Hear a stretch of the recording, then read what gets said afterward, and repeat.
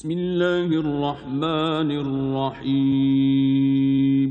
In the name of Allah, the Beneficent, the Merciful. سبحان الذي أسرى بعبده ليلا من المسجد الحرام إلى المسجد الأقصى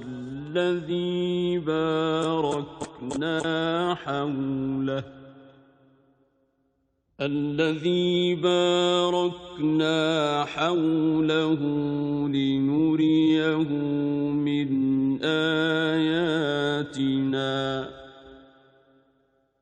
إنه هو السميع البصير. Glorified be He who carried His servant by night from the inviolable place of worship to the far distant place of worship, the neighborhood whereof we have blessed, that we might show him of our tokens. Lo, He, only He is the hearer, the seer. وآتينا موسى الكتاب وجعلناه هدى لبني إسرائيل ألا تتخذوا من دوني وكيلا. We gave unto Moses the scripture, and we appointed it a guidance for the children of Israel, saying, choose no guardian beside me. ذرية من حملنا مع نوح إنه كان عبدا شكورا. They were the seed of those whom we carried in the ship along with Noah. Lo, he was a grateful slave.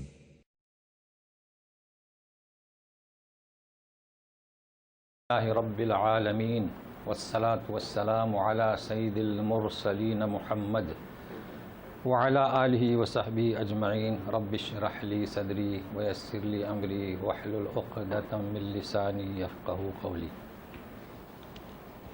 آج کا ہمارا درس سورہ اسراء بنی اسرائیل آیت نمبر 11.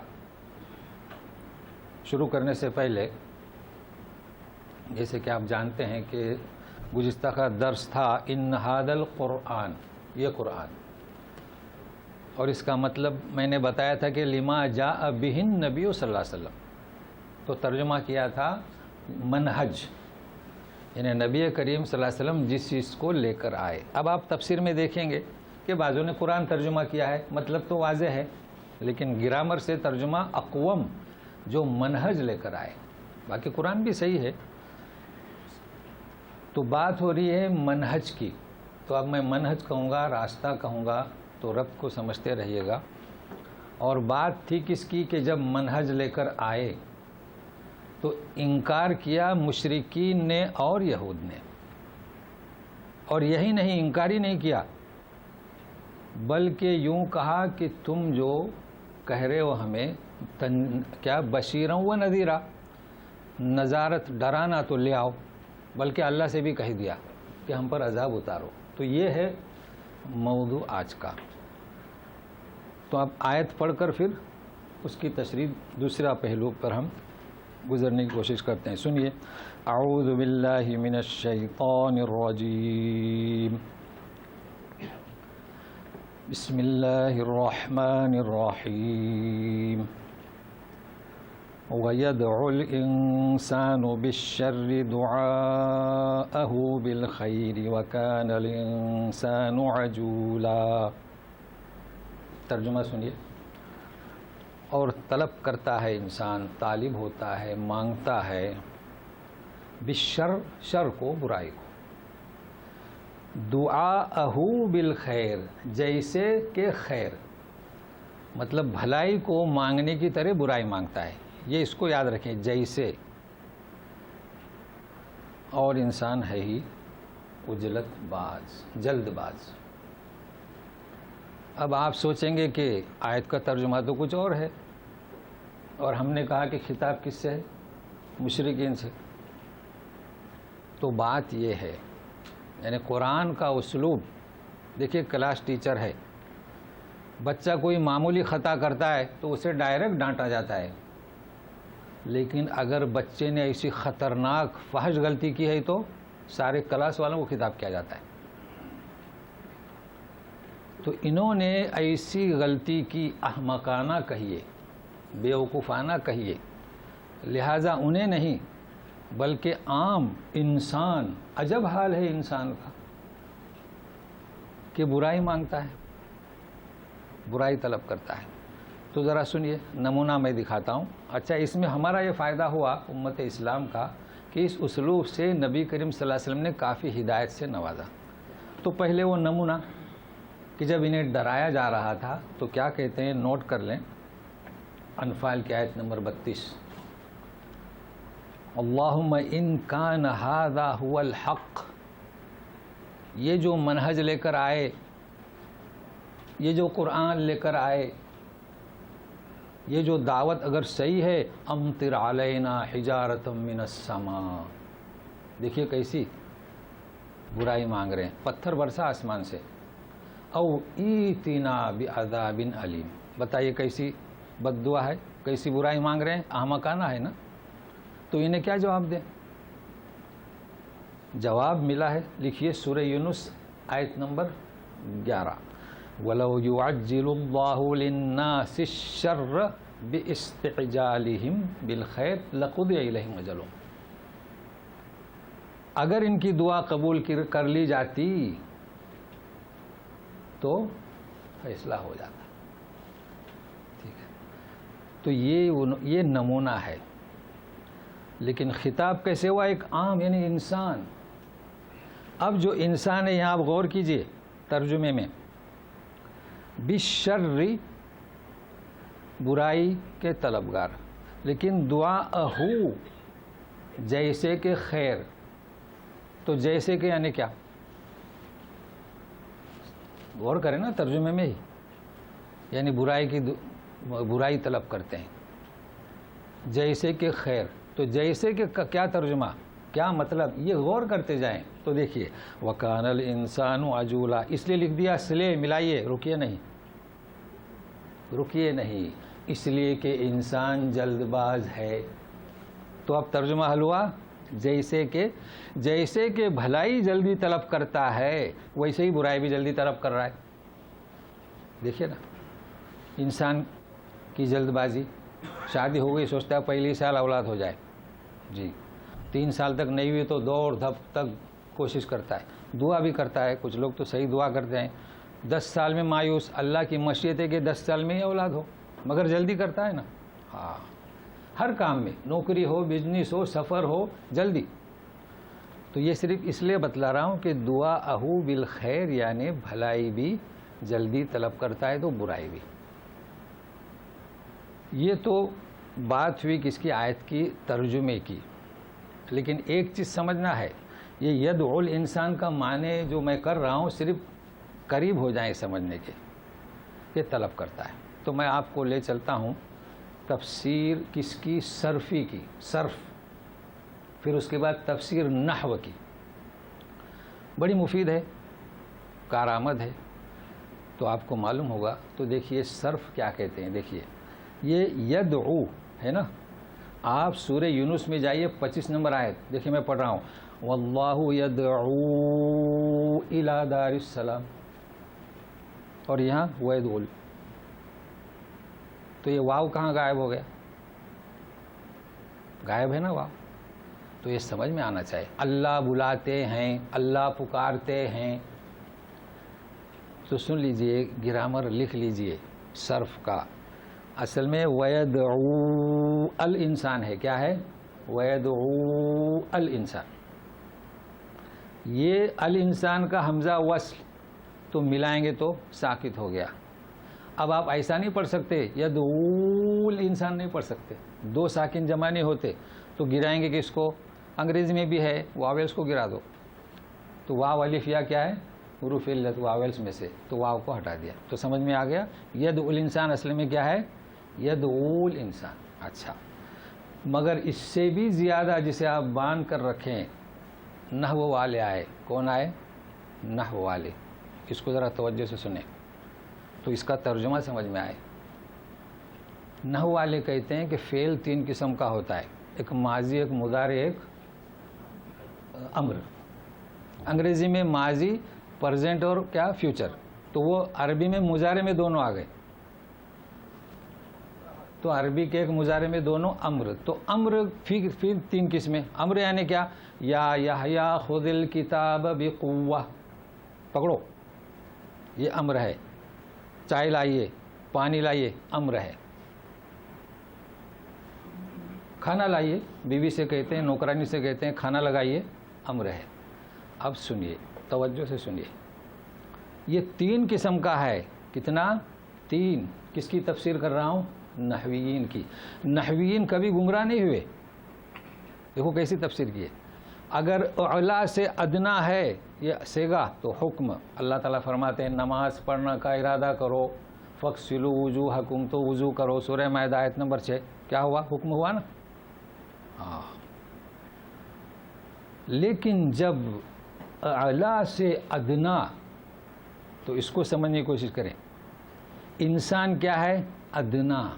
مانگتا ہے کس سے؟ اعلیٰ. وہی کہتا ہے رب اغفر.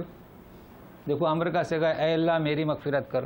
اللہ تعالیٰ فرماتے ہیں اے بندے واستغفر، مغفرت طلب کر. تو اللہ کا حکم ہوا. ہم کیا کہتے ہیں؟ وہی سیگا استعمال کرتے ہیں. تو سنیے دعا کا ترجمہ، سنیے کیا مطلب دعا کا. اگر یہ دعا کا مطلب ہمارے سمجھ میں آئے تو کبھی ہم شرک کی طرف مائل نہ ہوں. الدعاء مخ العبادہ، دعا عبادت کی کیا ہے؟ پونجی ہے. تو سنیے کیا کہتے ہیں.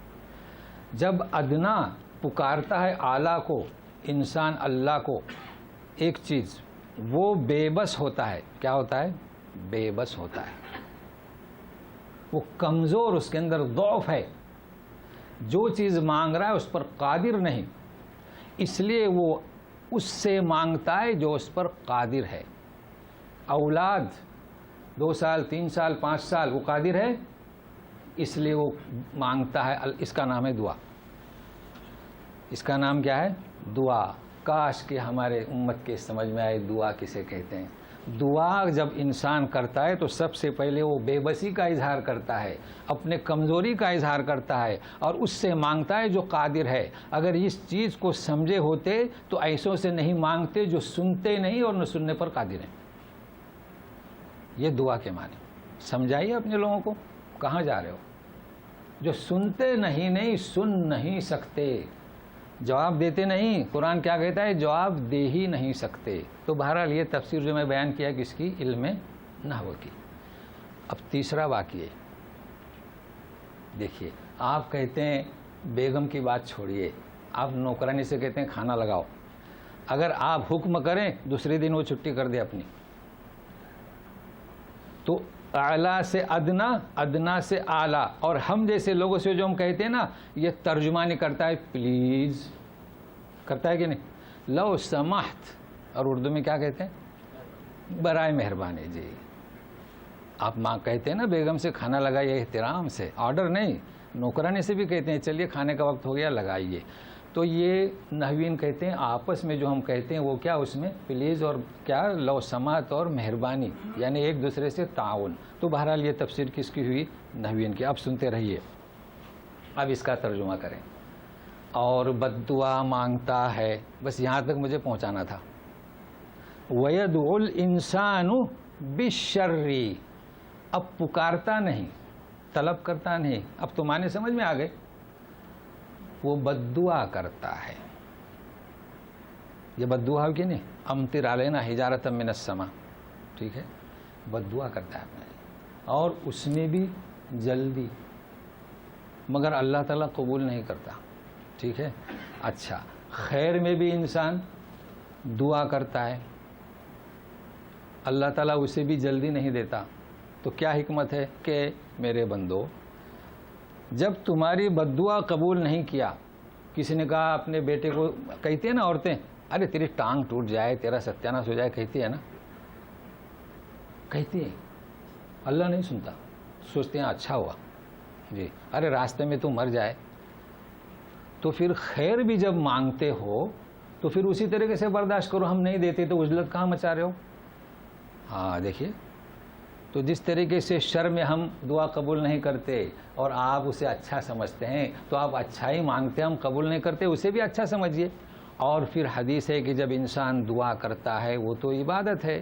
اللہ نے اگر نہیں دیا تو بھی ایک مصیبت دور ہو گئی، اور اگر دیا تو آپ کے مصلحت کے تحت، اور اگر مصیبت بھی دور نہیں ہوئی تو فرشتوں نے اجر لکھ دیا چونکہ وہ عبادت ہے. تو پھر بے صبری کیوں؟ اب سنیے، آپ کو حدیث کے میدان میں لے چلوں. یہی تو بات ہے نا، اللہ تبارک تعالیٰ نے اسلوب کیسا اپنائے، کیا ہوا انسان کو. مسلم کی حدیث ہے، ابو داؤد کی، فرماتے ہیں نبی کریم صلی اللہ علیہ وسلم، تم اپنے لیے، اپنی اولاد کے لیے، اپنے مال کے لیے، اپنے کاروبار کے لیے 4 چیزیں گنوائیں. بد دعا مت مانگو. ابھی سنیے حدیث. اس لیے کہ تمہاری یہ بد دعا اس گھڑی کو پہنچ سکتی ہے جس میں ہر دعا قبول کی جاتی ہے. تو ایک اور چیز معلوم ہوئی کہ 24 گھنٹے میں ایک ایسی گھڑی ہے کہ تم جو بھی مانگو مل جاتا ہے. سونا مانگو، چاندی مانگو، دولت مانگو، بس یہ گھڑی ہے، کسی کو پتہ نہیں. حدیث ہے کہ کہیں یہ تمہاری بد دعا اس گھڑی کو نہ مل جائے جس میں دعا قبول ہوتی ہے اور اللہ تعالیٰ تمہاری بد دعا کو قبول کر لے. تو کیا نتیجہ نکلا کہ کبھی بھی اس قسم کی بد دعا نہیں کرنی چاہیے، نہ اپنے آپ کو، نہ بچوں کو، نہ لیکن انسان کیوں کرتا ہے ایسا؟ ٹینشن میں ہے نا. آج کل تو لوگ بولے غصہ ہے، غضب میں ہے. اب غضب تو عربی لفظ ہے، تو ٹینشن میں آتا ہے تو بول دیتا ہے. تو بھائی ٹینشن میں کیوں آتے ہو؟ ٹینشن میں آتے ہیں انسان، یہ انسان کی خصلت ہے، عجلت ہے، شیطان لگا ہوا ہے. تو مطلب ہے کہ جس نے بد دعا مانگی اپنے لیے، اور یہ جو 4 چیزیں میں نے گنوائی، اس کا مطلب یہ ہے کہ اس کا کنٹرول اپنے نفس پر نہیں ہے. اب یہ تبدیلی کیسے ہو سکتی ہے؟ اس تبدیلی کے لیے ضروری ہے اللہ تبارک تعالیٰ کا قرب، اس کی معرفت، منہج الہی کا مطالعہ، اور جو منہج نبی کریم صلی اللہ علیہ وسلم لے کر آئے ہیں اسے اپنانا. یہی بات ہے نا. لہذا کتنے لوگ آپ دیکھیں گے سنجیدہ، کیا انہیں غصہ نہیں آتا؟ انہیں بھی غصہ آتا ہے، مگر وہ اپنے نفس پر کنٹرول کیے ہوئے ہیں. تو اس پہلے فقرے میں ہمیں یہ درس ملا. تو انشاءاللہ یہ اتنی باتیں جو اس پر پیش کیا میں نے یہ کافی ہیں. اب دوسرا فقرہ شروع ہوتا ہے. وَكَانَ الْإِنسَانُ عَجُولًا. ہاں، انسان جو ہے کیا ہے؟ عجلت پسند ہے. جی ہاں. 37 نمبر آیت سورہ انبیاء. خلق الانسان من عجل. 2 آیتیں نوٹ کر لیں. کیا کہا گیا؟ انسان عجلت پسند ہے. انسان کی تخلیق عجلت پسند ہے. تو پھر آپ سوچیں گے تو ہم مانگیں گے نا جلدی مل جائے. ٹھیک ہے، چلو میں آپ کو حدیث کے میدان میں لے چلوں اور فتوے کے میدان میں. دیکھیے کیسا سلیس فتویٰ ہے. ایک صاحب نے سوال کیا شیخ بن باز سے، ما معنی خلق الانسان من عجل وکان الانسان عجولا. تو سنیے کیا جواب دیتے ہیں. ایک لفظ بھی اپنی طرف سے نہیں کہا. اس کا نام ہے فتویٰ. فرمایا کما فی الحدیث، حدیث کو پیش کر دیا. دیکھیے ایک لفظ بھی نہیں. لما نفخت الروح فیہ، یعنی جب آدم میں روح کو پھونک دیا گیا. اراد ان یقوم، تو اٹھ کھڑا ہونا چاہا. اراد ان یقوم قبل ان یستکمل الروح بدنہ، قبل اس کے کہ روح پورے بدن میں پھیل جائے. من عجلتہ. اب تو ترجمہ کر رہا ہوں نا، میں تو نہیں پوچھنا ترجمہ نہیں ہوا. جی کیا مطلب؟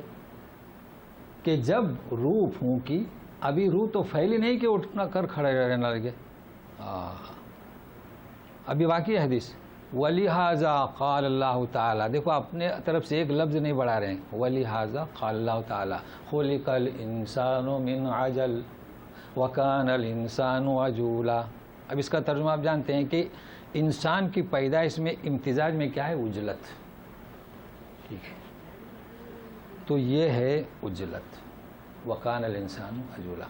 یہ فتویٰ بھی ہوا، حدیث بھی ہوئی، اور کلام پاک کی آیت کی شرح بھی ہوئی۔ تو سمجھ میں آئی ایک چیز کہ انسان میں عجلت رکھی ہوئی ہے، اس کے امتزاج میں شامل ہے۔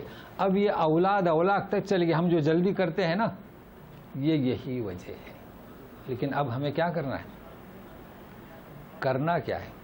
ظاہر ہے کہ شیطان اپنا کام کرتا ہے اور انسان کو چاہے کہ اپنے اوپر کنٹرول کرے، ضبط کرے اور منہج الہی کا مطالعہ کرے۔ لیکن اس کے ساتھ اسی فکرے میں دوسرے سنیے، سنتے رہیے کیا فرماتے ہیں نبی کریم صلی اللہ علیہ وسلم۔ العجلۃ من، اب دوسری حدیث، یہ فتویٰ ختم ہو گیا۔ العجلۃ من الشیطان، اب اس سے ہمیں بڑھ کر کیا چاہیے؟ عجلت پسندی یا کیا کریں گے؟ جلد بازی کیا ہے؟ شیطان کا عمل ہے۔ الا من ثلاث، مگر کیا؟ تو 3 میں جلدی کرنے کا حکم دے رہے ہیں۔ دوسری حدیث الا من خمسہ، تو اب میرا طریقہ یہ ہے کہ آپ کو بتلا دیا 5 6 ایک ساتھ گنوا دوں گا، تو آپ سمجھ جائیں گے کہ ایک حدیث میں 3 ہے، ایک حدیث میں 5 ہے۔ تو سنیے گا، اطعام الطعام، مطلب اللہ کہہ رہا ہوں، اللہ یعنی کیا آپ کریں گے؟ مطلب ہے کہ اس میں عجلت کرنا ہے، اس میں جلدی کرنا ہے، جی، یعنی جلد بازی شیطان کا کام ہے، مگر ان چیزوں میں جلدی کرنا ہے۔ اطعام الطعام، کھانا کھلانے میں، اور کیا دوسرا؟ ابھی شرح تو بعد میں کرتے ہیں ایک ایک کی۔ اذا حضرت، تجہیز المیت، تجہیز المیت، میت کی تجہیز آپ سمجھتے ہیں، میت ہوگی تو پہلا کام تیاری کرو، کفن اور دفن اور یہ۔ تزویج البکر، شادی لڑکیوں کی، ٹھیک ہے۔ اچھا اب دوسرا سنیے، جو 5 ہیں، تو اور بھی ایک 3 ہے۔ اذا حضرت الصلاۃ، جب نماز قائم ہو، کس کا انتظار نہیں کرنا، نماز قائم ہو تو نماز کی تیاری، یہ نہیں دیکھنا کہ حرم میں 3:15 بجے اذان کیوں ہو رہی ہے، ہمارے یہاں تو 5 بجے ہوتی ہے نا، ہمارے یہاں 5 بجے عصر کی اذان نہیں۔ اذا حضرت الصلاۃ، جی، نماز پڑھیے۔ اذا حضرت الجنائز، جنازہ حاضر ہو، تزویج البکر، تو یہ 3 والی دونوں حدیثیں ہو گئی۔ چلے 5 والی، اطعام الطعام اذا حضر الضیف، اس میں ذرا وضاحت ہے کہ جب مہمان حاضر ہو تو کھانا کھلائیے، عجلت کیجیے۔ اللہ کیوں؟ دیکھیے کیسی تعلیم ہے منہج رسول صلی اللہ علیہ وسلم میں۔ کیوں ایسا؟ اکثر ایسا ہوتا ہے کہ کہیں مہمان چلے گئے، بیچارے سفر سے تھکے مارے ہیں، وہ ان کا کھانا بس نہیں، مہمان کو پہلے کھانا کھلائیے، پھر چاہے وہ بیٹھے چاہے چلے جائے۔ اب اس کے بعد یہ تجہیز المیت تو آپ جانتے ہیں، حضرت الصلاۃ، حضرت المیت، تجہیز البکر اذا ادرک کفو، اب اس میں تفصیل ہے، یعنی لڑکی کی شادی جب اپنے جیسا کفو، آپ سمجھتے ہیں کہ ایک ہی قبیلے کا آدمی ممکن ہو، ایسا نہیں کہ مشرق والی مغرب میں دے دیں، تو اس کی وصیت کی جا رہی ہے۔ اور کیا؟ اذا التوبۃ اذا اذنب، اگر گناہ ہو جائے تو توبہ کرے۔ اور ایک ادا القرض، ادا الدین ہے وہاں پر، ہم تو قرض سمجھتے ہیں نا، اذا ادرک، کیا مطلب کہ قرض جو ہے کسی سے آپ نے لیا تو یوں نہیں فرماتے ہیں کہ فوراً ادا کرو، نہیں، اذا ادرکت، یعنی کیوں جانتے ہیں؟ آپ نے کسی سے قرض لیا 10,000 کا، اس نے آپ کو دے دیا، اب آپ کو 20,000 ملے تو کیا سوچتے ہیں کہ چلو ان کے پاس تو کافی رقم ہے، بعد میں دے دیں گے؟ نہیں، اللہ کے رسول صلی اللہ علیہ وسلم کیا فرماتے ہیں؟ جلدی۔ وجہ کیا ہے جانتے ہیں؟ جب ہم کسی سے قرضہ مانگتے ہیں، وہ ہمارا خیال رکھتا ہے کہ اس نے مجھ سے قرض مانگا، میں اس سے کس طرح نہ کہوں۔ آپ سوچ رہے ہیں کبھی کسی نے آپ سے قرض مانگا تو وہ اپنی ضرورت کو دور کر کے آپ کی ضرورت کو مقدم رکھ کے آپ کو قرض دیتا ہے، اس کے پاس پیسہ زیادہ نہیں ہے، یہ سوچ غلط ہے تعلیمات رسول کے ذریعے، کیونکہ اس کی اگر آمدنی 1 لاکھ ہے اس کا خرچہ بھی 1 لاکھ کا ہے. ہم یہ کبھی نہ سوچیں. اس نے ہمیں مقدم کیا، لہذا جب بھی فرصت جب موجود پائیں تو یہ نہ سوچیں اور ادا کر دیں. تو بہرحال یہ کس کے درس تھا؟ دوسرے فقرے کا، وَكَانَ الْإِنسَانُ عَجُولًا. تو اتنا کافی ہے، کافی چیزیں ہمیں ملی ہیں ارشادات رسول صلی اللہ علیہ وسلم میں. اب چلیے، اب اسی کے ضمن سے کہ آپ جو ہیں بد دعا مانگ رہے ہیں، عذاب مانگ رہے ہیں، نشانی مانگ رہے ہیں، تو نشانی تو آپ کے سامنے ہے. اب وہ نشانی کیا ہے سنیے. وَجَعَلْنَا اللَّيْلَ وَالنَّهَارَ آيَتَيْنِ فَمَحَوْنَا آيَةَ اللَّيْلِ وَجَعَلْنَا آيَةَ النَّهَارِ مُبْصِرَةً لِتَبْتَغُوا فَضْلًا مِّن رَّبِّكُمْ وَلِتَعْلَمُوا عَدَدَ السِّنِينَ وَالْحِسَابَ وَكُلَّ شَيْءٍ فَصَّلْنَاهُ تَفْصِيلًا. ہم نے جعلنا یعنی بنائی، پیدا کی رات کو اور دن کو. آیتین، 2 نشانیاں. آج پہلی دفعہ آیا. ہم پڑھا چکے ہیں کہ آیتن یعنی 1 نشانی، آیات یعنی سب نشانی. آج آیتین، چلیے 2 نشانیاں. تو مٹا دیا ہم نے رات کی نشانی کو، یعنی دھندلا کر دیا، ہٹا دیا، اور لے آئے اس کی جگہ پہ دن کو جو روشن ہے، مبصرتاً، تاکہ تم تلاش کرو اپنے رب کے رزق، فضل یعنی رزق، اور تاکہ تم جانو عدد السنین، سالوں کی گنتی، والحساب، حساب کتاب، اور ہر چیز کو ہم نے تفصیل سے بیان کیا. تو سب سے پہلی چیز یہ ہے کہ رات و دن یہ نشانی. دیکھیے جس طریقے سے میں بتایا تھا کہ آیت کے معنی کیا، کلام پاک کی آیت، آیت کے معنی معجزہ، اور آیت کے معنی نشانی. جیسے کہ کوئی بھی نشانی جب آپ مانگتے تھے، یہ معنی پہلے واضح ہو چکے ہیں. تو آج سن لیجئے کہ آیتیں 3 قسم کی. ایک ہوتی ہیں کونی، تو یہ کون یعنی کیا، چاند، سورج، رات و دن، یہ کونی آیتیں. اللہ تعالیٰ نے فرمایا کہ کن فیکن.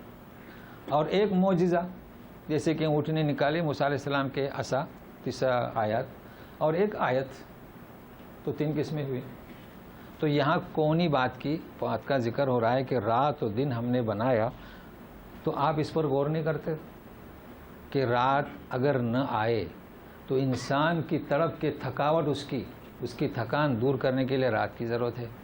چلے رات کو اگر ہم نہ مٹائیں، محاونا، تو آپ روزی حاصل کرنے کے لیے دن کے منتظر کیا کوئی کر سکتا ہے؟ یہ تو یہ نشانیاں کیا کم ہیں.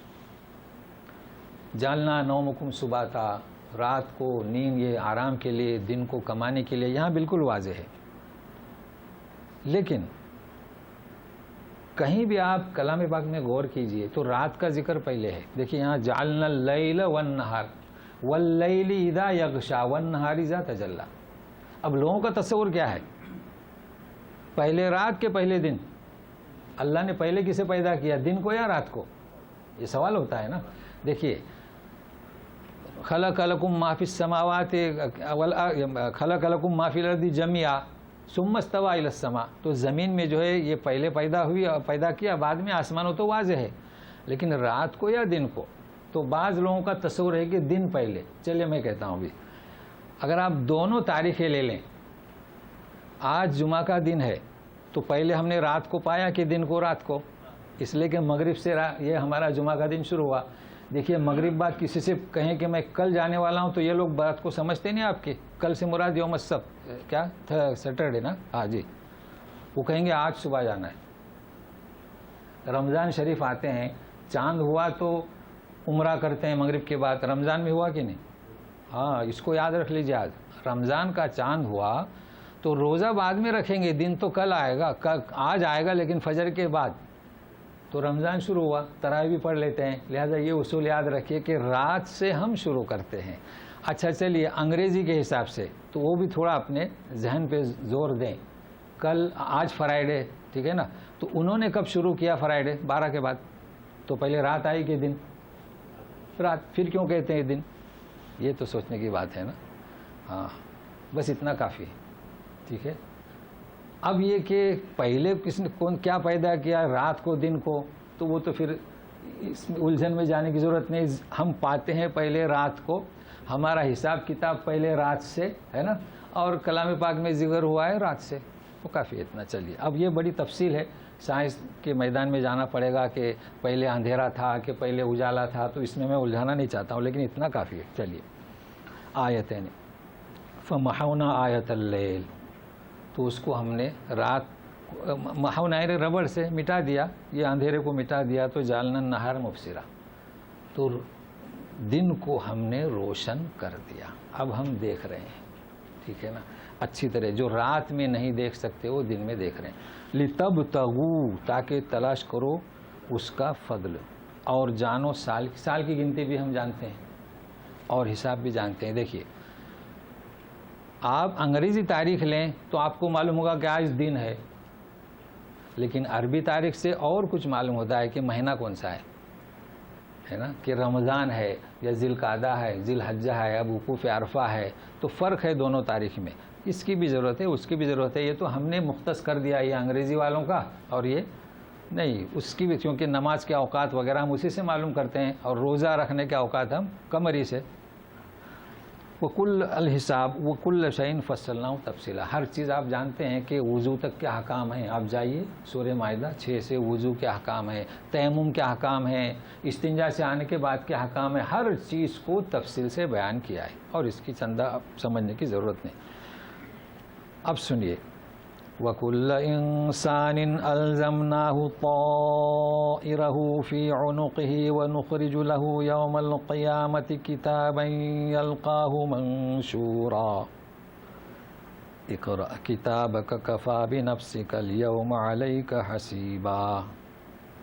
یہ دو آیتوں پر مشتمل، ہر انسان پر. الزمناہ طائرہ، یہ طائر تو پرندے کو کہتے ہیں، تو ہم نے لٹکا دیا. انو کی یعنی گردن، تو طائر یعنی نوشتہ، کتاب نامہ، اعمال نامہ. اور قیامت کے دن ہم نکالیں گے، وہ پھیلا ہوا کتابن نکالیں گے تو اسے پائے گا سامنے کھلا ہوا اس نام اعمال کو. ہم کہیں گے کہ اقرا، خود ہی پڑھ لو آج تمہاری کتاب. حسیبہ جانتے ہیں حساب کرنے والا، محاسب اکاؤنٹنٹ، تم خود ہی حساب کر لو. تو یہ بیان ہو رہا ہے. ترجمہ اب کیا مطلب اس کا سنیے. یہ طائر کیوں کہا گیا؟ ایک کتاب نوشتہ یعنی لکھنے کا بک، طی تو طائر کہا گیا. طائر کے معنی پرندہ. تو مشرکین کیا کرتے تھے، ایک پرندہ لیتے تھے اور اس کو چھوڑتے تھے. اگر دائیں گیا تو خوشحالی، اور بائیں گیا تو بدفعالی. اس کو عربی میں کہتے ہیں تفال اور تشاؤم، یعنی بدفعالی. تو دیکھیے اللہ تبارک تعالیٰ کیسے یعنی تفصیل سے کیسے سمجھا رہے ہیں. تو کئی لوگوں نے یہ بھی کیا کہ یہ دعوت حق ہے تو پرندہ اڑا رہے ہیں. تو اللہ تعالیٰ فرماتے ہیں کہ یہ تم بدشگونی اور نیک فعالی اور بدفعالی، یہ سب تمہارے اعمال ہیں. تمہارے اعمال کی وجہ سے کوئی بد ہوتا ہے. کسی دن اگر کوئی گناہ کرتا ہے وہ دن اس کے لیے بد ہے. یہ کیا پرندے کو اڑا رہے ہو؟ پرندے کو اڑانے سے کیا ہوتا ہے؟ تو مطلب یہ ہوا کہ تمہارا نام اعمال جو ہے یہ خود پرندہ ہے، یہ تمہاری گردن میں ہے، اور اس کے بتلا رہے ہیں کہ قیامت میں یہ تمہارا نام اعمال کھول دیں گے. تم خود ہی پڑھو، تو وہاں انکار وہ نہیں کر سکے گا. اللہ ہر چیز فرشتے لکھ رہے ہیں، ہر چیز. تو دیکھیے لازم کر دیا اس کی گردن میں، نکالیں گے اسے قیامت کے دن کھلا ہوا پائے گا. کہیں گے کہ پڑھو اپنے آپ، اور یہی تمہارے لیے کافی ہے. کیا مطلب کافی ہے؟ اللہ تبارک تعالیٰ جانتے ہیں، فرشتے بھی جانتے ہیں، مگر یہ اس لیے کہ وہ انکار نہ کر سکے. حالانکہ اس نوشتے کی کیا نوعیت ہوگی ہم نہیں سمجھ سکتے. واقعی کوئی دفتر ہے جو لکھتے ہیں فرشتے، یہ چونکہ آخرت کے اعمال میں سے کیا اس کی شکل ہوگی، لیکن ہمیشہ ہمارے سمجھنے کے لیے کتاب، دفتر، تو وہ کیسا ہوگا نام اعمال. جب آج کل ہم پہلے نوٹ بک لکھے جاتے تھے، آج کل ایکسل میں اور ورڈ میں لکھا جاتا ہے، تو وہاں کون سا ایکسل ہوگا ورڈ ہوگا ہم نہیں سمجھ سکتے، تو اتنا کافی ہے. من اہتدی فإنما یہتدی لنفسہ ومن ضل فإنما یضل علیہا ولا تزر وازرة وزر اخرى وما كنا معذبین حتى نبعث رسولا. جو کوئی ہدایت اختیار کرے تو اسی کے لیے، کس سے؟ منہج نبوت سے. ہمارے پاس یہ کتاب ہے، جو بھی کوئی بھی انسان ہو، تو ظاہر ہے کہ مسلمانوں کو بدرجہ اولا اس منہج نبوت سے جو لے کر آئے نبی کریم صلی اللہ علیہ وسلم ہمارے پاس ہے. مگر ہمارا کیا طریقہ کار ہے، ذرا سنیے اس آیت پر. توجہ چاہتا ہوں اس آیت کو سمجھنے کے لیے، تاکہ آپ خدمت کر سکیں، لوگوں کو پیغام دے سکیں کہ جو کوئی ہدایت لے گا اس قرآن سے، اس فلی نفس، دیکھو لام، اسی کے لیے فائدہ مند ہوگا. ٹھیک ہے. ومن ضل، اور جو گمراہ ہوا، اس منہج کو اختیار نہیں کیا جسے نبی کریم صلی اللہ علیہ وسلم لے کر آئے، یضل علیہا فانما یضل علیہا، دیکھو علی، اس پر اس کا وبال. ٹھیک ہے. اچھا اب سنیے، چونکہ ان کے کئی داتا تھے، ایک نہیں، حرم میں لگا دیے تھے نا، اور ان کے نسب تھے، یہودیوں کے بھی نسب تھے، وہ فخر کرتے تھے کہ ہمارے دادا تو نبی تھے. تو دیکھیے کہا جا رہا ہے کہ سنیے ذرا، وَلَا تَزِرُ وَازِرَةٌ وِزْرَ أُخْرَى. کیا معنی؟ وازرۃ، نفس بوجھ اٹھانے والی. تو ابھی ترجمہ کریں بوجھ اٹھانے والا، یعنی ہم مراد لیتے ہیں انسان. وزر اخرى، وزر یعنی گناہ، دوسرے کا بوجھ. چلیے آپ کو لغت میں لے جاؤں. لوگوں کو بڑی خواہش ہوتی ہے کہ وزیر بن جائیں، ہے نا، بڑا فخر کرتے ہیں. جانتے ہیں وزیر کے کیا معنی؟ وزیر کے معنی اسی سے بادشاہ کے بوجھ تلے دبا ہوا. جیسے کہ جانتے ہیں نا، فعیل، سمیع، خوب سننے والا، علیم، خوب جاننے والا. تو وزیر نے خوب بادشاہ کا بوجھ اس کے تلے دبا ہوا ہے. اسی سے پوچھے اس کو کیا فکر رہتی 24 گھنٹہ کہ کہیں بادشاہ ناراض نہ ہو جائے، کہیں تلوار نہ نکالے، کہیں خارج نہ کر دے. اب لیکن لوگ خواہش مند رہتے ہیں وزیر. جی تو بہرحال یہ بتلا دیا کہ یہ ہے وزر، یعنی کیا؟ بوجھ. تو کوئی بھی دوسرے کا بوجھ نہیں اٹھا سکتا. چلے یہاں پر ہم کچھ آپ کو بتاتے ہیں. اور منہج نبوت ہمارے سامنے ہے، منہج الہی سامنے ہے. اسی آیت کو اگر ہم سمجھیں، کیا مطلب بوجھ نہیں اٹھا سکتا؟ یعنی آپ تو کچھ کیے نہیں، آپ کا نام اعمال تو خالی ہے، اور آپ کے لیے کوئی دوسرا، آپ کسی اور کے لیے عمل کریں، یا ہے کہ آپ کے دادا پردادا انبیاء ہیں تو وہ بوجھ اٹھانے والے نہیں. اچھا، یا ہے کہ آپ کے اولاد آپ کا بوجھ اٹھانے والے نہیں. اور یہی وہ چیز ہے کہ امام شافعی نے اس آیت کا حوالہ دیتے ہوئے فرمایا، کیا فرمایا؟ یہ آیت ہے ان کی کتابوں میں بہت مشہور ہے، اور سارے اماموں نے اسے قبول کیا. ہوتا ہے نا جب کوئی ایک بات اچھی کہتا ہے تو اسے قبول کرتے ہیں. کہا کہ یہ ایسی چیز ہے کہ اگر آپ کسی میت کی نماز پڑھیں، اس کی طرف سے روزہ رکھیں، اس کی طرف سے قرآن پڑھیں، وہ آپ بوجھ اٹھانے والے نہیں. قرآن پڑھتے ہیں تو محنت کس کی؟ ہماری. بوجھ اس کا کیسے اٹھائیں گے؟ نہیں اٹھا سکتے. لیکن پتہ نہیں کیا ہوا، لوگ بوجھ اٹھاتے ہیں، کوشش کرتے ہیں، اٹھاتے ہیں نہیں، کیا کرتے ہیں؟ کوشش کرتے ہیں. وہ اٹھا نہیں سکیں گے. جہاں میت ہوئی نکلے، کیا اس کا نام ہے؟ قرآن خانی نا. جی قرآن خانی. تو ولا تزر وازرۃ وزر اخرى، آپ اب اس کا بوجھ نہیں اٹھا سکتے. ہاں، جس طریقے سے اوپر ہم نے بتلایا تھا نا، الا بتایا تھا، تو نبی کریم صلی اللہ علیہ وسلم فرماتے ہیں الا من ثلاث، یعنی کیا؟ 3 ہے کہ آپ کچھ ان کا بوجھ ہلکا کر دو.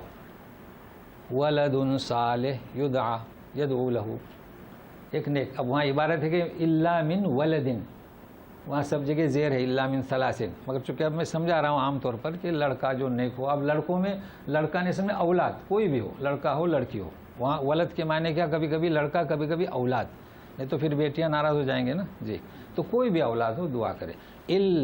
علم ينتفع بھی، علم ایسا ہے کہ جس سے لوگ فائدہ اٹھائیں. دیکھو آپ نے کسی کو سکھایا، وہ جب تک علم چلتا رہے گا فائدہ ہو. صدقہ جاریہ یہ ہے. باقی قرآن کھانے کا کہیں ذکر نہیں ہے۔ اور ہے، ایک خاتون نے سوال کی تھی اپنے باپ کے سلسلے میں، ماں کے سلسلے میں کہ وہ حج، تو آپ نے اجازت دی حج کر سکتے ہیں۔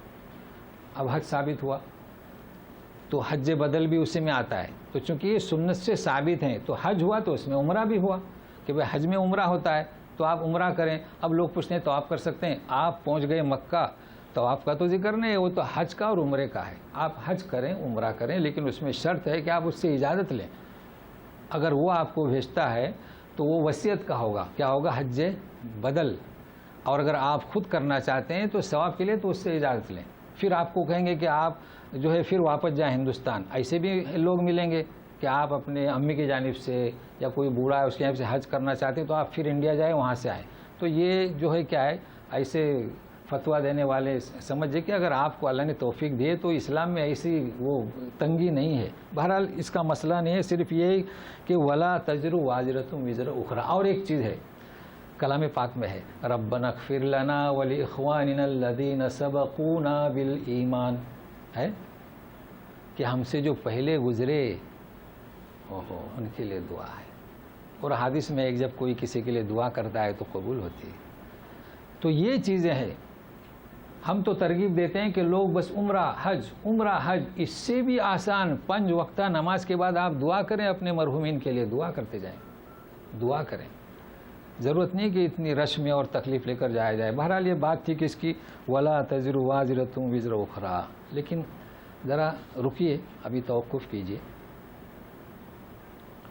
کیا مطلب اس کا؟ پھر سورہ طور 21 نمبر آیت، والذین آمنوا، ایمان والے، واتبعتہم ذریتہم بایمان، آپ مومن ہیں، آپ نے بچوں کو آپ نے دعوت دی، وہ ایمان لائے، الحقنا بہم، ہو تو بچوں کو ان کے ساتھ ملا دیا۔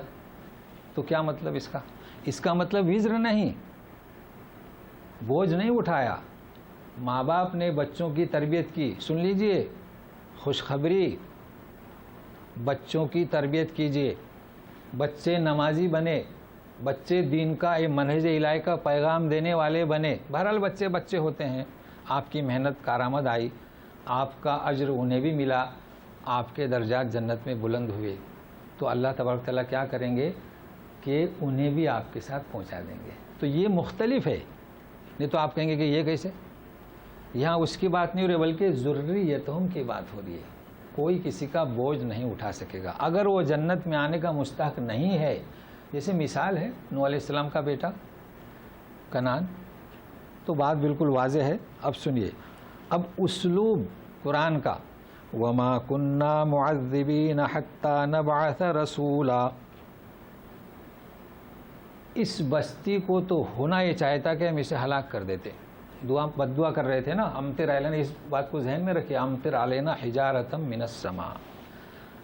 ہمارا اصول یہ ہے کہ ہم کسی بھی بستی کو ہلاک نہیں کرتے جب تک کہ ہم ہمارا نبی رسول نہیں بھیجیں۔ لکھ لیجئے اس کو، کوئی بھی بستی تباہ ہونے سے پہلے رسول بھیج دیا جاتا ہے۔ مگر یہاں کیا یہ بات کہی جا رہی ہے کہ اے قریش، اے انکار کرنے والو، اے یہود، بد دعا مانگتے ہو؟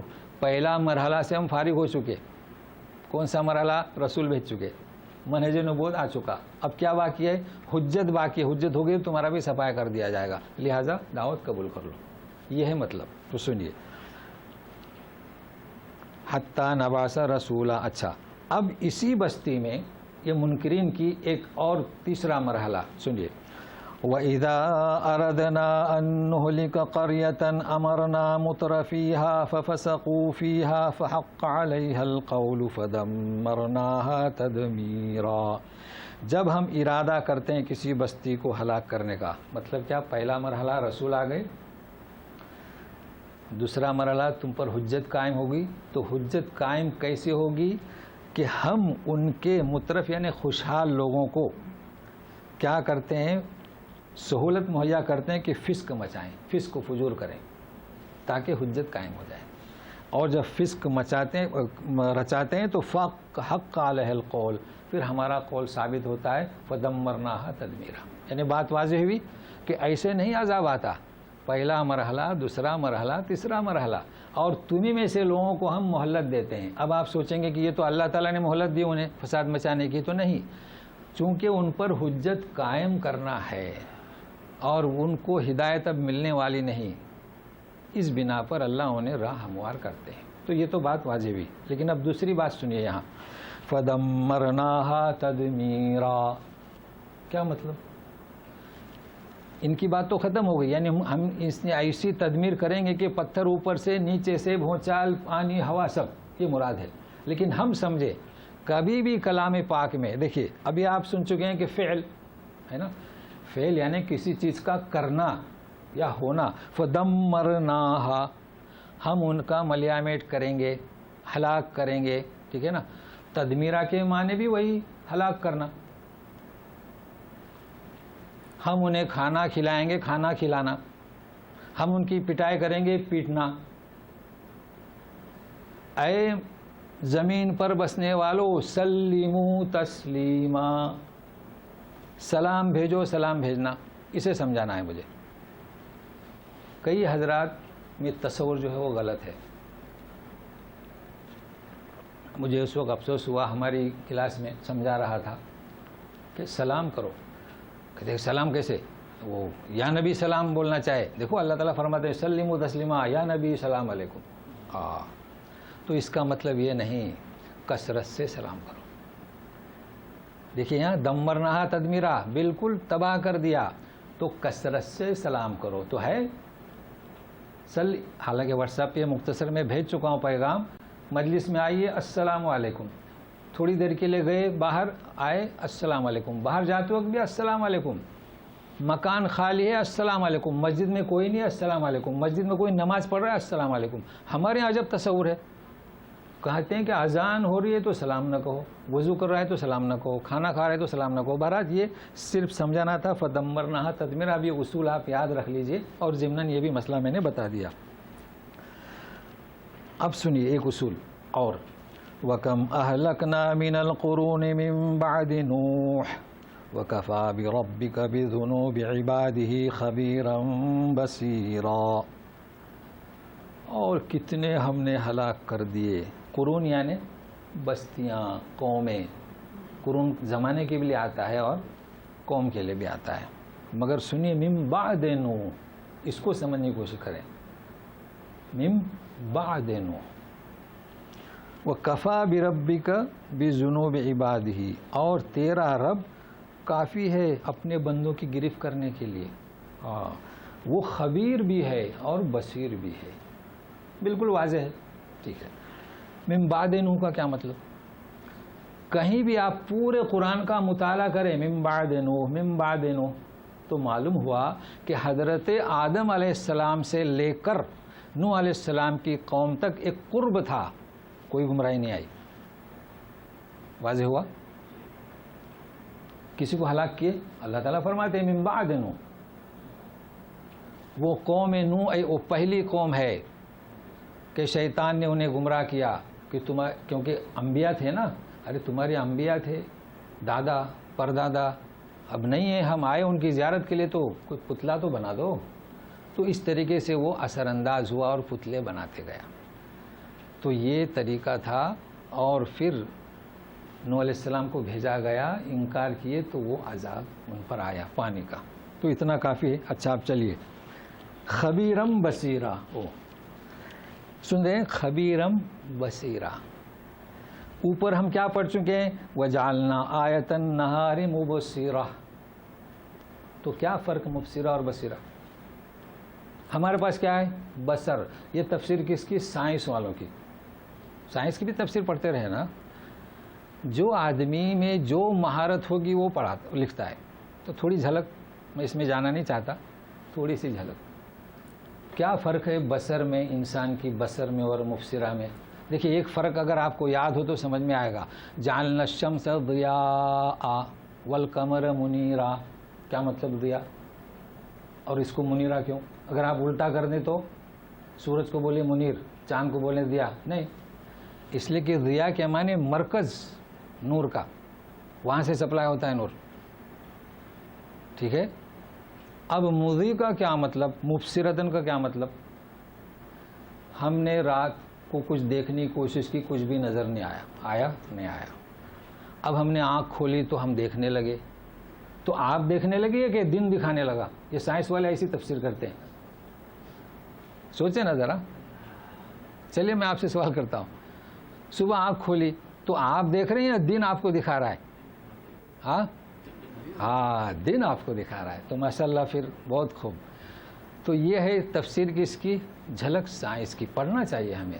وہ کہہ رہے ہیں کہ اگر آپ میں کچھ صلاحیت ہوتی تو آپ رات میں ہی دیکھتے۔ مجھے بہت پسند آئی ہے تفسیر ان کی، کیا تو ابھی ہمارے ساتھ ہو گئے، اور کو بھی کوئی ہو تو لے آئیے صاحب جی، لے آئیے، بڑا دلچسپ ہے، دلچسپی برقرار رہتی ہے۔ تو کہہ رہے ہیں اچھا اسی لیے تو کہا کہ لا یدرک الابصار، ہمارے اس میں کوئی صلاحیت نہیں، وہ دیکھ ہی نہیں سکتے اللہ تعالیٰ کو، وہ تو کل قیامت میں اللہ تعالیٰ پھر ہمیں مبصرہ بنائیں گے اللہ۔ تو زمین میں سورج کی اصلی کرن ہے اور وہ زمین پر آتی ہے، وہ اس کو شعاعیں دیتا ہے، ہمارے پاس کچھ بھی نہیں ہے۔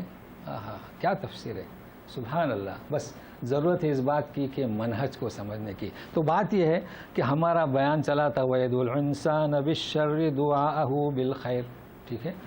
اب مَنْ كَانَ يُرِيدُ الْعَاجِلَةَ، عاجلہ کا مطلب کیا؟ جلد بازی، مگر یہاں جلد بازی نہیں۔ اب یہ مضمون چلے گا، جانتے ہیں 22 نمبر آیت فَتَقْعُدَ مَذْمُومًا مَخْذُولًا، یہاں تک چلے گا جی۔ اب اس عاجلہ کا مطلب وہ عجلت نہیں، وقال انسان عجولہ، بلکہ دوسرا موضوع شروع ہو رہا ہے، تو اس کو ہم آئندہ جمعہ کے لیے رکھتے ہیں۔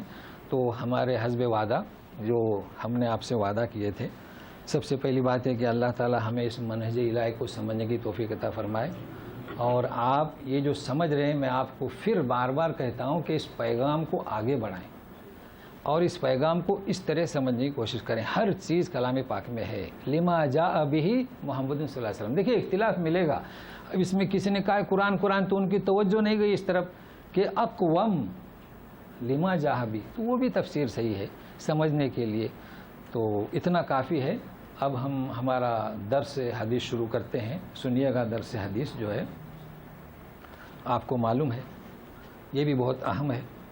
اور بسم اللہ الرحمن الرحیم، قربانی ایام آنے والے ہیں، پھر اس کے بعد عنوان رہے گا عشرہ کیا والفجر جی، تو ابھی وقت ہے اس کے لیے، چونکہ قربانی کی ابھی سے تیاری کرنے۔ دیکھیے قربانی کا تصور جو ہے تمام آسمانی صحیفوں میں موجود ہے، اور قربان کرنا کسی چیز کو، اپنی جان کو، جانور کو، اپنے جذبات کا اظہار کرنے کا ایک اعلیٰ نمونہ اور بہترین نمونہ ہے یہ۔ اسی وجہ سے ادیان باطلہ میں بھی یہ پایا جاتا ہے۔ البتہ انہوں نے غلو کر دیا، کیا کر دیا؟ بھیंٹ چڑھانا۔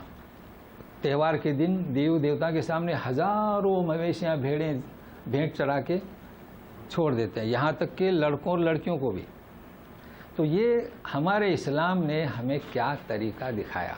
سب سے پہلے حابیل قابل کی قربانی لیجئے، ہے نا۔ یہ قربانی ایسی ہوتی تھی کہ سامنے نظر آتا تھا کہ کس کی قربانی قبول ہوئی، آگ اگر کھا جاتی تھی جی، کلام پاک میں یہ قصہ سن چکے ہیں۔ دوسری قربانی ابراہیم علیہ السلام کی، کہ قربان کرنے سے پہلے قبول ہو گئی اللہ کے ہاں، جب پہنچے ہیں مینا لڑکے کو لے کر اسماعیل علیہ السلام کو۔ پھر نبی کریم صلی اللہ علیہ وسلم کی قربانی، کہ قربانی تو کیا اونٹ پہلے سے گردن جھکا دیتے تھے۔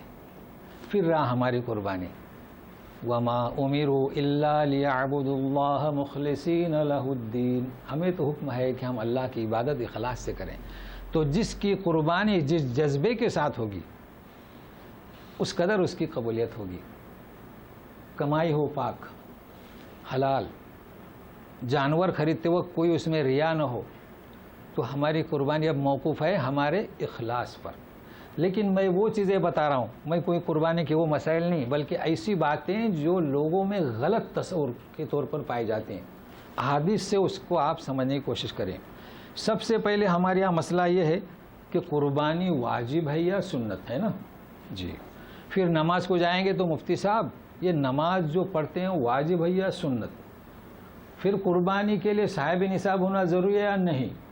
پھر یہ کہ قربانی کا گوشت کسے تقسیم کریں یا نہیں، یہ ساری باتیں آج آپ ذرا غور سے رہیے میرے ساتھ میں اور 10 منٹ سنیے۔ حدیث ہے ام سلمہ کی، بلکہ اس سے پہلے ایک اور حدیث ہے، اسی بنیاد پر صحابہ نے پوچھا یا رسول اللہ یہ قربانی کیا ہے؟ فرمایا سنت ابیکم ابراہیم۔ کیا فرمایا؟ سنت ابیکم ابراہیم۔ دوسری حدیث مسلم کی حدیث ہے ام سلمہ سے، اذا رأیتم ہلال ذی الحجہ۔ کیا مطلب؟ کہ ذی الحجہ کا جب چاند دیکھو، اس کا مطلب یہ نہیں کہ چاند دیکھو، لوگوں نے چاند دیکھ لیا، چاند دیکھ لیا، آپ پہنچ چکے۔ وَأَرَادَ أَحَدٌ أَن يُضَحِّي، دیکھیے اراد، تم میں سے جو کوئی قربانی دینا چاہتا ہے اسے چاہے کہ فَلْيَمْسِكْ عَنْ شَعْرِهِ وَأَظْفَارِهِ حَتَّى يُضَحِّي، اسے چاہے کہ اپنے ناخن اور بال کو نہ کاٹے، روکے، یہاں پر ہے یہاں تک کہ قربانی دے۔ دیکھیے بخاری کے الفاظ ہیں فَلَا يَأْخُذْ أَظْفَارَهُ، یہ تو آپ کو عادت ہو چکی ہے، اب حدیث میں الفاظ میں اختلاف ہوتا ہے، فَلَا يَأْخُذْ أَظْفَارَهُ وَشَعْرَهُ حَتَّى يُضَحِّي، تو معنی وہی ہیں، یاخذ یعنی نہ کھینچے اور یمسک یعنی چھوڑ دے، معنی وہی ہیں۔ اچھا اب بتاؤ ارادہ کا مطلب کیا؟ واجب ہے۔ آپ نے یہ فرمایا کہ جس پر واجب ہے وہ اراد، جو ارادہ کرے، تو معلوم ہوا کہ جو ارادہ کرے چاند رات سے یہ عمل اختیار نہ کرے، چونکہ ثواب میں اس کی اضافہ ہو۔ اب ایک مسئلہ یہاں مسئلہ بھی بتا دیتا ہوں، اس سے معلوم ہوا کہ قربانی کیا ہے؟ سنت ہے۔ چل ایک مسئلہ، کچھ لوگ یہاں سے قربانی بھیجتے ہیں مطلب اپنے یہاں کرنا مناسب سمجھتے ہیں، چونکہ یہاں بکرا ملنا تلاش کرنا، وہاں گھر کے لوگ ہیں تو گھر کے لوگ کھائیں گے، اچھی بات ہے نا۔ انہیں چاہیے کہ آپ یہاں آئے چاند رات سے، فَلْيَمْسِكْ شَعْرَهُ، اس حدیث پر عمل کریں، ٹھیک ہے۔ اب وہاں ذبح کب ہوگی؟ ہمارے یہاں عید کا دن تو وہاں عرفہ، ہمارے یہاں 11 تو وہاں 10، تو انہیں کہیں کہ 10 کو ذبح کریں، یا زیادہ سے زیادہ 11، تو وہاں ذبح ہو جائے تو آپ بال اتاریں۔ یہ مسئلہ بالکل واضح ہے۔ اب دوسرا مسئلہ یہ ہے کہ تقسیم کسے کریں گوشت، ہے نا؟ تو آپ نوٹ کر لیں سورہ حج کی آیت نمبر 28 اور 36، بڑی الجھن پیش آتی ہے بعض علاقوں میں، آپ کے یہاں یا پتہ نہیں، وہ فقیروں کو زبردستی کھینچ کر لاتے ہیں۔ جانتے ہو آپ فقیر یہ راستے پہ رہنے والے، پلوں کے نیچے جھوپڑ پٹی میں 20-20 30-30 کلو گوشت جمع ہو جاتا ہے، جا کے کسائیوں کو بیچ دیتے ہیں۔ جی نہیں ہونا چاہیے، کیوں کہ تصور غلط ہے۔ میں کلام پاک میں فرمایا فَكُلُوا مِنْهَا وَأَطْعِمُوا الْبَائِسَ الْفَقِيرَ، دو ہی ذکر ہوا ہے، 28 نمبر آیت اور 36 سورہ حج کے نوٹ کر لیں، کھاؤ اور کھلاؤ۔ اور دوسری آیت فَكُلُوا مِنْهَا وَأَطْعِمُوا الْقَانِعَ وَالْمُعْتَرَّ، یہاں 3 ہیں تو 2 بھی تو ہیں نا، 2 بھی تو ہیں۔ تو اگر کوئی فقیر نہ ملے تو بتائے کہ رشتہ دار میں غریب نہیں ہے، آپ کے رشتہ داروں میں جو غریب ہے تو رشتہ داروں کو کھلائیں۔ تو اتنی سختی کہ فقیروں کو، دیکھیں قربانی کا گوشت بکنا نہیں چاہیے، یاد رکھنا۔ جبھی تو کہا ہے کہ آپ کھال نہ بیچیں، اگر بیچتے ہیں تو پیسہ بیت المال میں، تو اس کو خیال میں رکھیے۔ اچھا اور ایک مسئلہ، جی بالکل یعنی یہ عبادت ہے، مشرکین کو اس کی خوشبو تک نہ جائے۔ او ہو، آپ کے ہاں یہ رواج ہے یا پتہ نہیں؟ جی مشرکین کو اس کی خوشبو تک نہ جانی چاہیے۔ اچھا کاٹتے وقت کتا لے جائے، کوئی بات نہیں، کتا لے جاتا ہے، کھال بھی لے جاتا ہے، چتھڑے لے جاتا ہے، مشرک کو نہیں دینا۔ کیا تصور ہے؟ صحابہ کے زمانے میں کون تھے؟ حبشی تھے، رومی تھے، خدام کون تھے؟ سب مشرک تھے، اور یہاں بھی گھر میں سب رہتے ہیں، کبھی انہوں نے تفریق کی نہیں کی، اس کو بھی خیال میں رکھیے۔ یہ اسلام ایسا، اسلام لوگوں کو دعوت دینے کے لیے آیا ہے، الفت و محبت پیدا کرنے کے لیے آیا ہے، ان کو جہنم کے انگار سے بچانے کے لیے آیا ہے، نہ کہ ان کاموں کے لیے۔ اچھا اب ایک خاص مسئلہ کہ واجب یا سنت ہے نا، تو سنیے گا، حدیث ہے کہ کوئی بھی شخص جس میں وسعت ہو قربانی دینے کی، اور قربانی دینے کا ارادہ نہیں، قربانی نہ دے کا مطلب کیا؟ تو ہمارے مصلی کے قریب نہ آئے۔ اس وجہ سے لوگ کہتے ہیں نہیں، واجب کہاں ہے؟ جس میں وسعت ہے، تو وسعت کا مطلب کیا؟ تو لوگوں نے لکھ دیا کہ زکوٰۃ کا کیا صاحب نصاب ہو.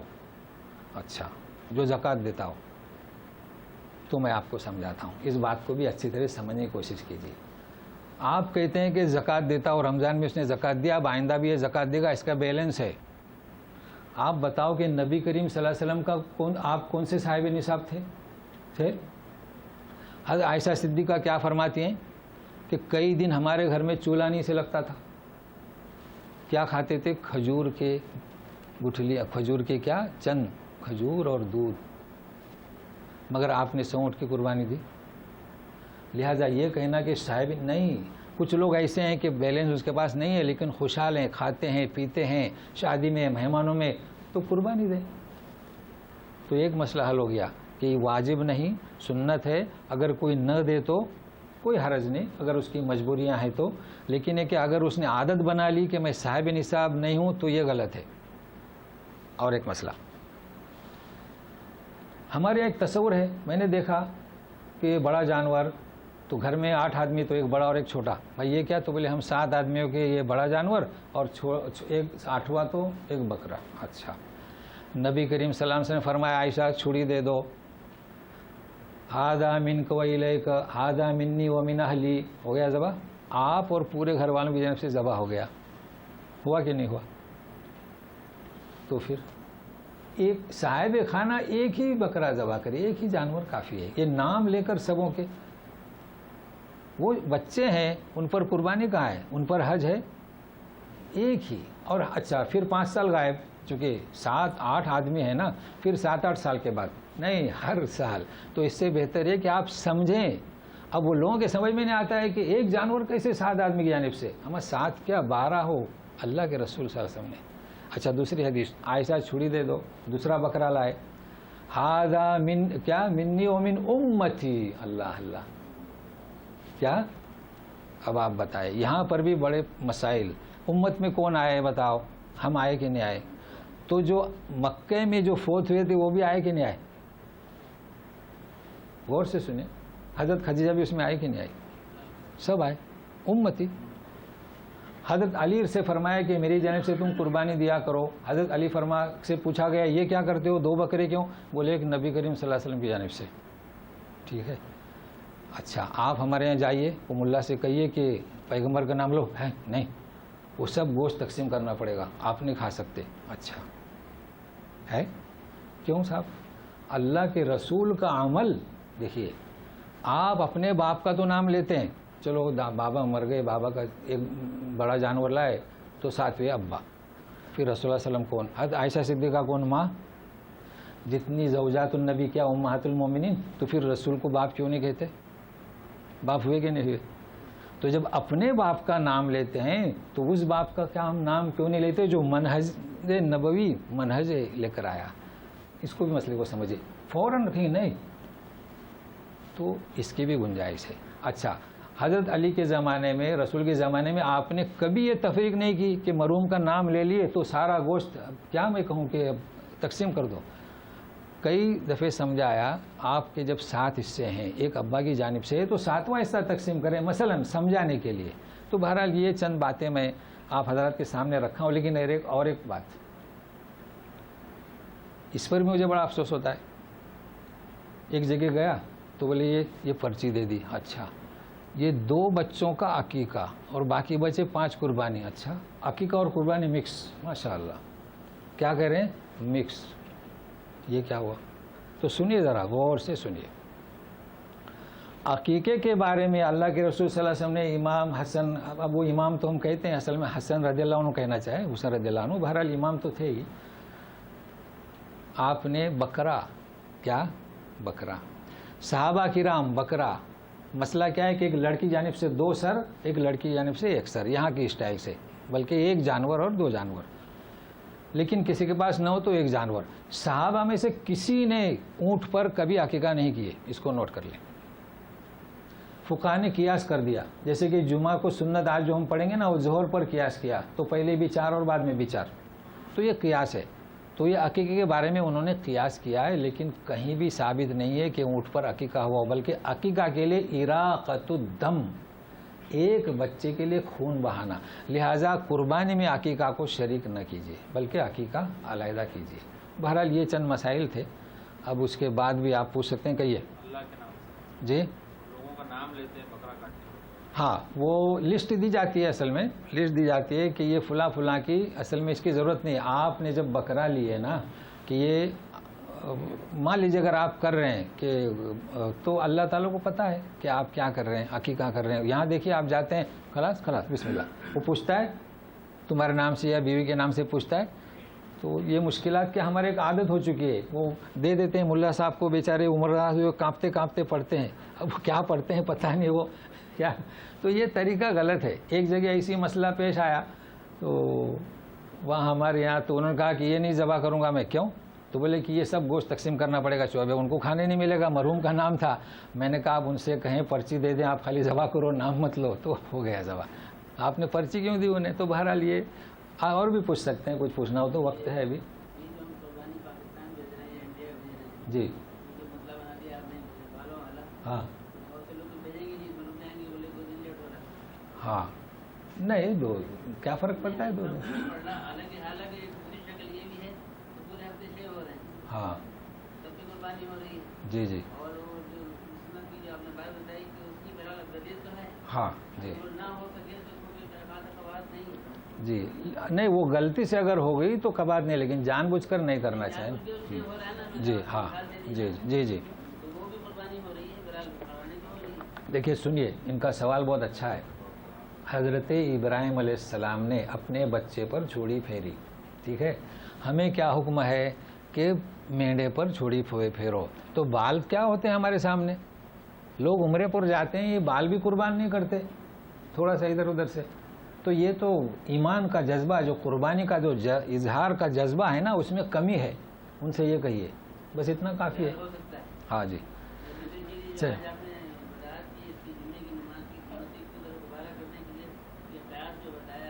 ہاں اچھا بتا دیتے ہیں، کہیے۔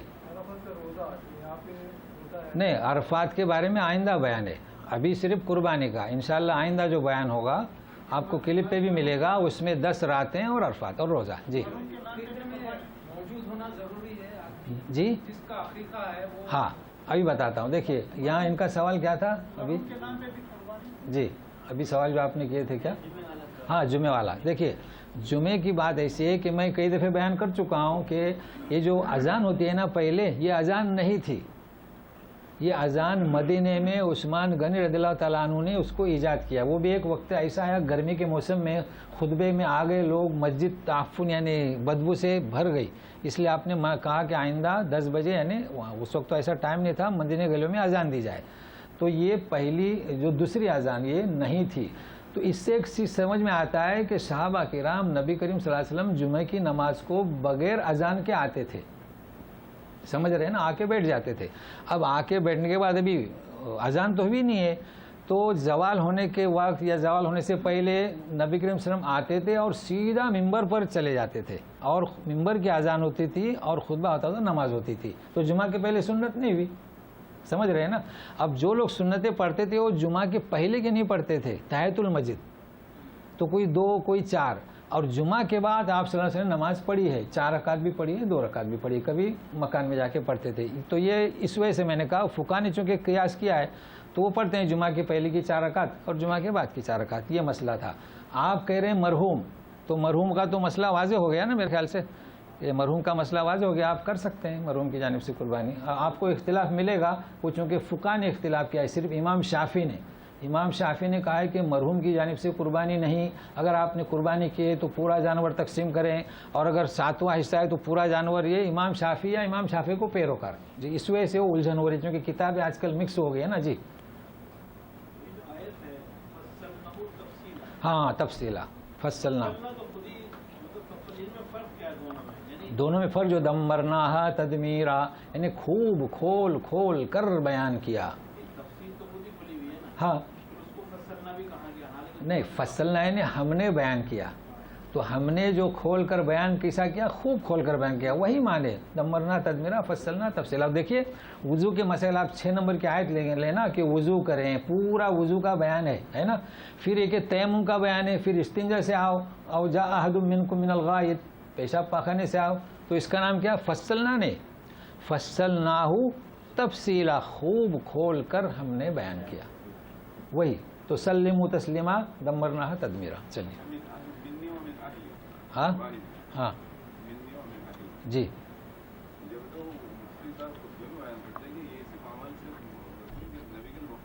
ہاں. دیکھو یہ تو عرفات کی نماز جو ہے نا، نبی کریم صلی اللہ علیہ وسلم نے جمعہ کے روز 2 رکعت ظہر کی 2 رکعت عصر کی پڑھائی، ٹھیک ہے نا.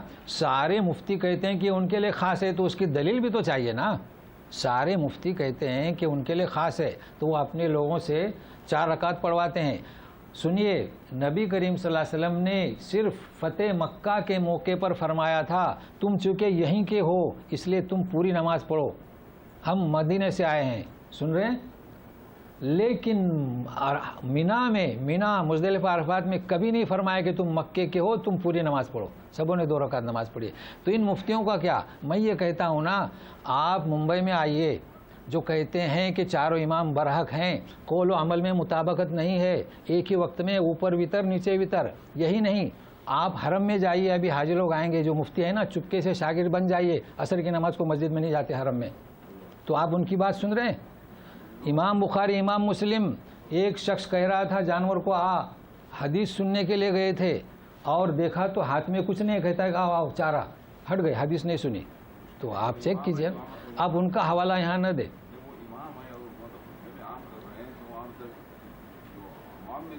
ہاں لیکن عوام جو ہے نا، تمہارے جیسا تم پر بادشاہ مسلط کر دیا گیا، تم عوام جو ہے تقلیدی بن گئے. تو سن رہے ہیں ان کی دلیل تو پوچھنا چاہے تھا نا کہ آپ جو کہہ رہے ہیں کہ رسول کے ساتھ مختص ہے، کون سی بات؟ ہاں تو اس کی دلیل بتاؤ نا. دیکھو سنیے، وہ اس لیے نہیں کہہ رہے ہیں، شوافع کے پیروکار کہتے ہیں کہ مرحوم کی جانب سے قربانی منع ہے. باقی مالکیہ میں جائیے، حنبلیہ میں جائیے، انہوں نے یہ نہیں کہا کہ تم کرو، وہ پہلے کہتے ہیں کہ تم قربانی اپنی جانب سے کرو. ولیکن اذا فلا باس یہ کہہ رہے ہیں، فلا باس کہہ رہے ہیں اور یہ دلیل دے رہے ہیں. تو کبھی کون ہے ہمارے یہاں، وہ ذرا تنگی ہے، آپ سمجھ رہے ہیں نا. جی چلیے جی. ہاں نہیں، امت میں مسلم نہیں، وہ امت جب اسلام لائیں گے، چونکہ امت میں اسلام لانا ضروری ہے نا. جی میری بات واضح ہے، آپ اس پر بات واضح ہے، لوگوں کو عمل کرنے دیں. جی جی جی جی جی نہیں حجت الوداع میں. جی کرتے تھے نا، یہ بکرے. جی جی